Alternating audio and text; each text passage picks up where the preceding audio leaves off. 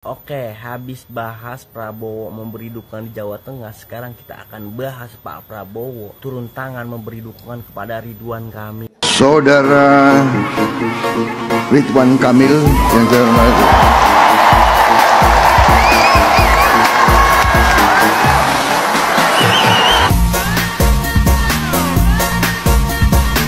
Makin jas nih kalau Pak Jokowi ikut dukung Ridwan Kamil. Agenda pertama saya juga, termasuk agenda pertama untuk langsung turun bersama masyarakat generasi muda sebagai utusan khusus Presiden pembinaan generasi muda dan pekerja seni. Dan ini baru pertama kalinya menyapa langsung, dan ini bukan kampanye, jadi biar tahu dulu, ini bukan kampanye ya.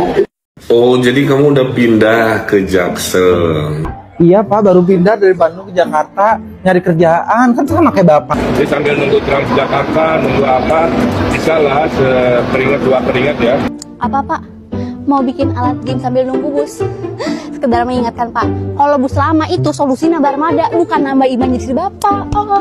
Kalau dibilang elektabilitas kalah, data dari mana? Hah? Data dari mana Pak? Nih saya kasih data dari Litbang Kompas. Kurang Pak, nih saya kasih dari LSI. Assalamualaikum warahmatullahi wabarakatuh. Kembali lagi di channel Ken Fatih. Nah oke teman-teman semua, bagaimana kabar kalian semuanya? Semoga dalam keadaan baik-baik saja ya, dan dilancarkan segala rezekinya. Amin amin ya rabbal alamin. Nah oke teman-teman semua, sesuai dengan cuplikan video di awal, kali ini saya akan membagikan video sindiran-sindiran lucu daripada netizen terhadap Ridwan Kamil. Karena bisa dibilang Ridwan Kamil ini mempunyai program yang cukup nyeleneh ya teman-teman, dan menghalalkan segala cara untuk mencapai tujuannya. Karena akhir-akhir ini elektabilitas Ridwan Kamil menurun drastis, makanya di sini Ridwan Kamil menggelontorkan bansos kepada rakyat ini dengan berupa beras dan juga minyak. Sepertinya di sini Ridwan Kamil mengambil ilmu gurunya saat musim Pilpres kemarin ya teman-teman. Nah oke teman-teman semua, bagaimana pendapat kalian tentang Ridwan Kamil ini? Silahkan tulis di kolom komentar. Untuk itu tanpa perlu berlama-lama kita simak saja videonya. Kalau dibilang Data elektabilitas RK menurun. Data dari mana Pak? Nih saya kasih data dari Litbang Kompas. Kurang Pak, nih saya kasih dari LSI. Sep guys. Bapak sih ngelihatnya dari poltreking, lembaga survei yang nggak bisa dibuktikan. Atau Bapak lihat elektabilitas Bapak tinggi di surveinya LSI, lembaga survei imajinasi. Jadi sambil nunggu Transjakarta, nunggu apa, Alat game bisa lah Ridwan Kamil. keringat ya. Apa Pak? Mau bikin alat game sambil nunggu bus? Sekedar mengingatkan Pak, kalau bus lama itu solusinya barmada, bukan nambah iman jadi Bapak. Alat gym yang ditaruh di pinggir jalan tuh. Apa Pak? Menghadirkan alat gym di pinggir jalan Jakarta, sekedar mengingatkan Pak, daripada alat gym Pak, mendingan kita menghadirkan alat gym Pak, biar Bapak hebat Pak, bikin program kerja yang buang-buang anggaran. Sekeringat dua keringat ya. Apa Pak? Sekeringat dua keringat. Sekedar mengingatkan Pak, kita kalau habis kerja mah keringetan, masa lepek-lepek masuk ke dalam Pak. Tagline Bapak tuh Jakarta Baru, bukan Jakarta Baru. Alat gym yang ditaruh di pinggir jalan tuh. Apa Pak? Bikin alat gym di pinggir jalan, sekedar mengingatkan Pak, alat gym di pinggir jalan itu bukan pada tempatnya. Sama kayak Bapak di Jakarta, itu bukan pada tempatnya Pak. Oh, jadi kamu udah pindah ke Jaksel? Iya Pak, baru pindah dari Bandung ke Jakarta nyari kerjaan, kan sama kayak Bapak. Emang gimana suasana kerja dan hidup di Jaksel? Ya so far so good Pak di Jaksel Pak, banyak baliho Bapak juga, sama macet banget Pak. Jadi tenang Pak, ini macetnya bukan gara-gara mobil curhat Bapak kok. Kadang-kadang ada panic attack.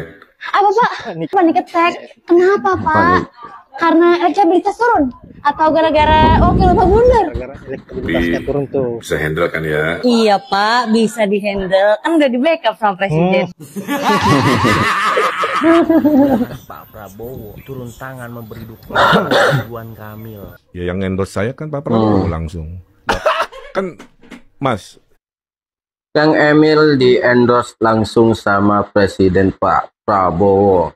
RK auto menang jadi gubernur Jakarta. Hebat. Bang, saya kan ditanya, ya gini saya kasih tahu ya.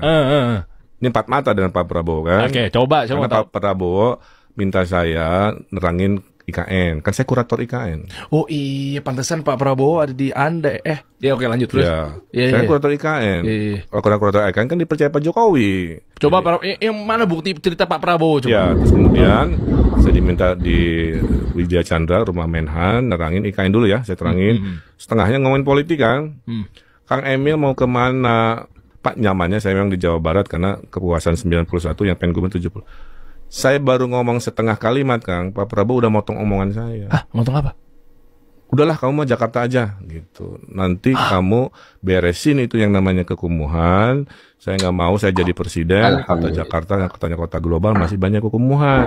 Wow, keren. Kalau kamu masih kurang-kurang nanti saya bantuin dari APBN nanti. Siap turun tangan tuh menangani dirinya di Jakarta, memenangkan lah. Yang pasti kalian udah tahu lah, kalau mereka berdua ini udah turun tangan, yang turun itu apa ya? Pasti logistik seperti ini. Hal yang sama dengan cara mereka menang di Pilpres 2024 menggunakan ini dan memanfaatkan kebodohan SDM masyarakatnya sendiri. Lantas dia bilang tuh bakalan pendukungnya, nggak mungkin lah Pak Prabowo kan lagi keluar negeri, nggak mungkin. Nanti pas Prabowo pulang juga tuh udah deket banget dengan pencoblosan. Jadi kapan kampanyenya, kapan memberi dukungannya, yang nggak bakalan mungkin itu terjadi. Hal itu juga nggak mungkin terjadi, tapi yang ini mungkin terjadi kan.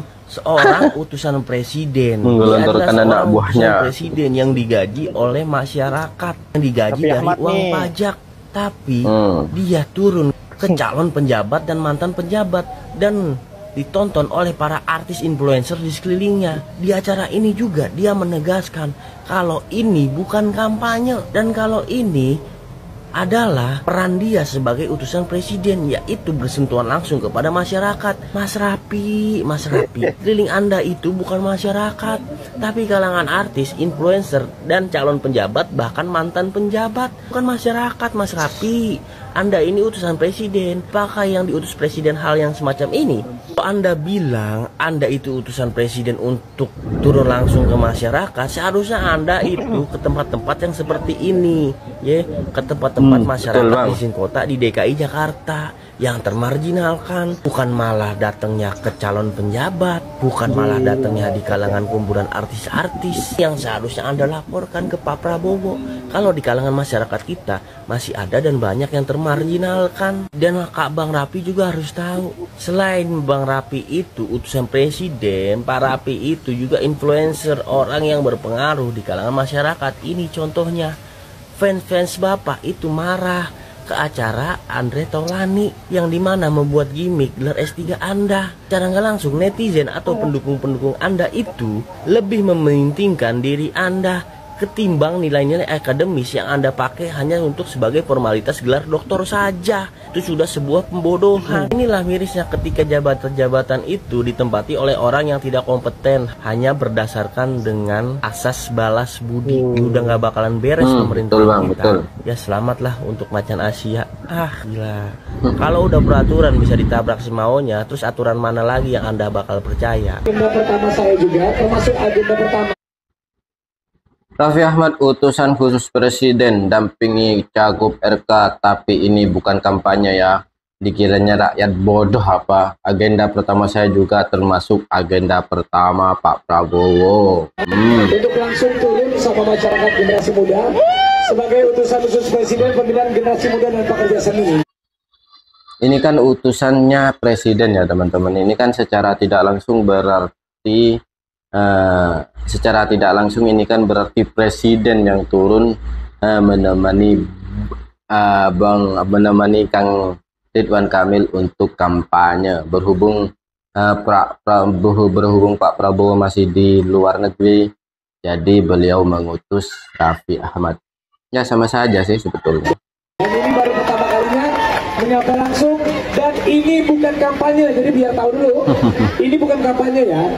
Woi Raffi, lu itu utusan presiden, bukan tim sukses Ridwan Kamil. Lo itu digaji dari uang rakyat buat ngurusin negara, bukan ngurusin Cagup Jakarta. Kacau ya orang kayak gini, kagak paham aturan negara. Dia pikir setelah dilantik oleh presiden bisa bertingkah seenak jidatnya.